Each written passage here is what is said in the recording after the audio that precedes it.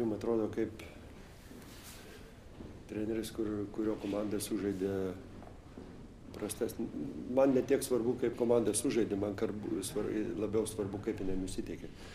Visų pirma, norėjau Gintarą Kadžiulį pasveikinti ir jo vedamus vyrus su kovingomis rungtynėmis. Šį kartą ne mes laimėjom, o jie pralaimėjo ir mus išgelbėjo šalti James Andersono nervai.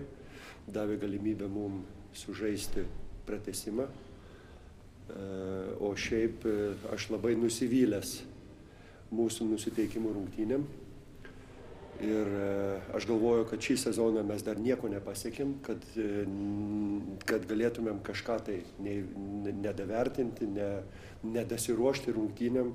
Aš galvoju, galbūt mes pergalingai žaidžiam, bet mes dar nieko nesam pasiekę. Ir mane truputį netenkina, ne truputį, o netenkina pasiruošimas varžybom Lietuvos lygos. Ir ieškosiu priemonių ir rasiu jų, kaip tą pakeisti. Man atrodo, kad komandų pabudo būtent tada, kai jau buvo labai bloga situacija. Bent tai džiugina, kad pabaigoje nuo tą charakterį vis tik parodė, jau atrodo misija neįmanoma beveik.